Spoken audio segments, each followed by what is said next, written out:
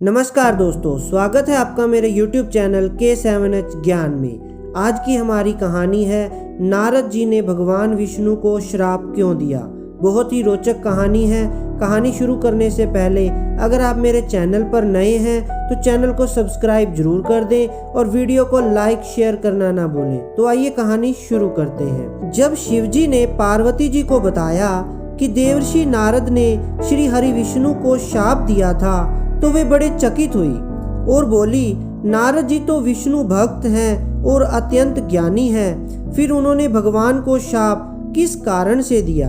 शिवजी ने हंसकर कहा, इस संसार में ना तो कोई ज्ञानी है और ना ही मूर्ख। श्री रघुनाथ जी जब जिसको जैसा करते हैं वह उसी क्षण वैसा ही हो जाता है। मैं तुम्हें नारद जी की कथा सुनाता हूँ। हिमालय पर्वत में एक बड़ी पवित्र गुफा थी। उस गुफा के निकट ही गंगा जी बहती थी। वह परम पवित्र गुफा नारद जी को अत्यंत सुहावनी लगी। वहाँ के पर्वत, नदी और वन को देखकर उनके हृदय में लक्ष्मीकांत विष्णु जी की भक्ति अत्यंत बलवती हो उठी और वे वहीं बैठकर तपस्या में लीन हो गए। नारद मुनि की इस तपस्या से देवराज इंद्र भयभीत हो उठे कि कहीं देवर्षि नारद अपने तप के बल से इंद्रपुरी को अपने अधिकार में ना ले ले। इंद्र ने नारद की तपस्या भंग करने के लिए कामदेव को उनके पास भेज दिया। वहां पहुंचकर कामदेव ने अपनी माया से वसंत ऋतु को उत्पन्न कर दिया। वृक्षों और लताओं में रंग बिरंगे फूल खिल गए, कोयले कूकने लगी और भोरे गुंजार करने लगी। काम अग्नि को भड़काने वाली शीतल मंद सुगंध सुहावनी हवा चलने लगी। रंभा आदि नव युवती अप्सराएं नृत्य व गान करने लगी, किंतु कामदेव की किसी भी कला का नारद मुनि पर कुछ भी प्रभाव नहीं पड़ा। तब कामदेव को भय सताने लगा कि कहीं देवर्षि मुझे शाप न दे दे। हार कर वे देवर्षि के चरणों में गिरकर क्षमा मांगने लगे। नारद मुनि को थोड़ा भी क्रोध नहीं आया और उन्होंने कामदेव को क्षमा कर दिया। कामदेव वापस अपने लोक में चले गए। कामदेव के चले जाने पर नारद मुनि के मन में अहंकार हो गया कि हमने कामदेव को जीत लिया। वहां से वे शिवजी के पास चले गए और उन्होंने अपने द्वारा कामदेव को जीतने का विवरण कह सुनाया। भगवान शिव समझ गए कि इन्हें अहंकार हो गया है। शंकर जी ने सोचा कि यदि इनके अहंकार की बात विष्णु जी जान गए तो देवर्षि का अहित ही होगा। अतः उन्होंने नारद से कहा कि तुमने जो कथा मुझे बताई है उसे श्री हरि को मत बताना। नारद जी को शिव जी की यह बात अच्छी नहीं लगी। श्री राम की इच्छा ही बलवती होती है। अतः नारद जी क्षीर सागर में पहुंच गए और शिवजी के मना करने के बाद भी सारी कथा उन्हें सुना दी। भगवान विष्णु तत्काल समझ गए कि इनके मन में अहंकार पैदा हो गया है। अपने भक्त के अहंकार को वे सह नहीं पाते, इसलिए उन्होंने अपने मन में सोचा कि मैं ऐसा उपाय करूंगा कि नारद का अहंकार भी दूर हो जाए और मेरी लीला भी चलती रहे। नारद जी जब श्री विष्णु से विदा होकर चले तो उनका अभिमान और भी बढ़ गया। इधर श्री हरि ने अपनी माया से नारद जी के रास्ते में 100 योजन का एक अत्यंत सुंदर नगर रच दिया। उस नगर में शील निधि अत्यंत वैभवशाली राजा रहता था। उस राजा की विश्व मोहिनी नाम की ऐसी रूपवती कन्या थी जिसके रूप को देखकर साक्षात लक्ष्मी भी मोहित हो जाए। विश्व मोहिनी स्वयंवर करना चाहती थी, इसलिए अनगिनत राजा उस नगर में आए हुए थे। नारद जी उस नगर के राजा के यहाँ पहुँचे तो राजा ने उनका पूजन कर उन्हें आसन पर बिठाया। फिर उनसे अपनी कन्या की हस्तरेखा देखकर उसके गुण दोष बताने के लिए कहा। उस कन्या के रूप को देखकर नारद मुनि वैराग्य भूल गए और उसे देखते ही रह गए। उस कन्या की हस्तरेखा बता रही थी कि उसके साथ जो भी ब्याह करेगा वह अमर हो जाएगा। उसे संसार में कोई भी जीत नहीं सकेगा और संसार के समस्त चर अचर जीव उसकी सेवा करेंगे।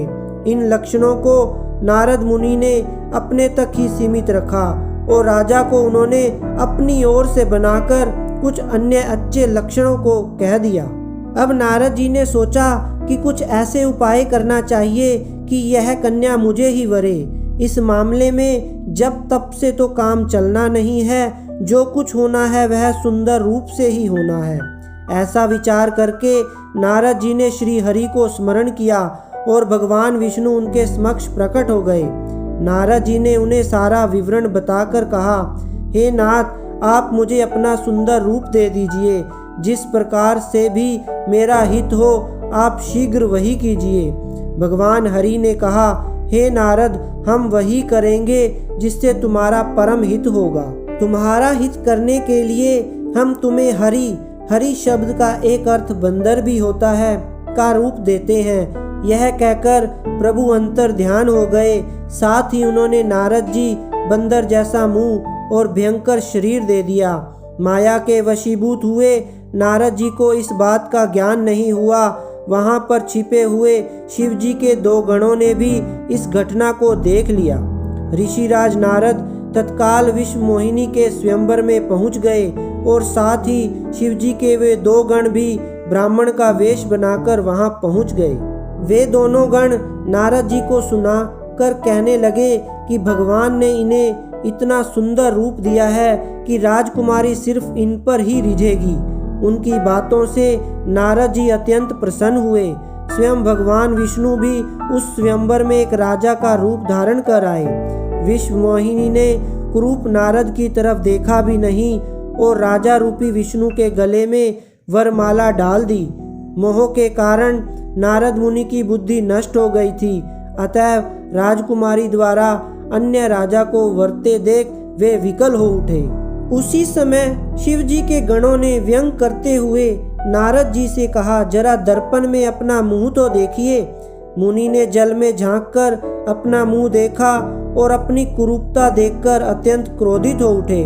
क्रोध में आकर उन्होंने शिव जी के उन दोनों गणों को राक्षस हो जाने का शाप दे दिया। उन दोनों को शाप देने के बाद जब मुनि ने एक बार फिर से जल में अपना मुंह देखा तो उन्हें अपना असली रूप फिर से प्राप्त हो चुका था। यद्यपि नारद जी को अपना असली रूप वापस मिल गया था, किंतु भगवान विष्णु पर उन्हें अत्यंत क्रोध आ रहा था, क्योंकि विष्णु के कारण ही उनकी बहुत ही हंसी हुई थी। वे तुरंत विष्णु जी से मिलने के लिए चल पड़े। रास्ते में ही उनकी मुलाकात विष्णु जी, जिनके साथ लक्ष्मी जी और विश्व मोहिनी भी थी, से हो गई। उन्हें देखते ही नारद जी ने कहा, तुम दूसरों की संपदा देखकर ही नहीं सकते, तुम्हारे भीतर तो ईर्ष्या और कपट ही भरा हुआ है। समुद्र मंथन के समय तुमने शिव को बावला बनाकर विष और असुरों को मदिरा पिला दिया और स्वयं लक्ष्मी जी और कौसुतुम मणि को ले लिया। तुम बड़े धोखेबाज और मतलबी हो, हमेशा कपट का व्यवहार करते हो। हमारे साथ तुमने जो किया है उसका फल तुम अवश्य पाओगे। तुमने मनुष्य रूप धारण करके विश्व मोहिनी को प्राप्त किया है, इसलिए मैं तुम्हें श्राप देता हूँ कि तुम्हें मनुष्य जन्म लेना पड़ेगा। तुमने हमें स्त्री वियोग दिया, इसलिए तुम्हें भी स्त्री वियोग सहकर दुखी होना पड़ेगा।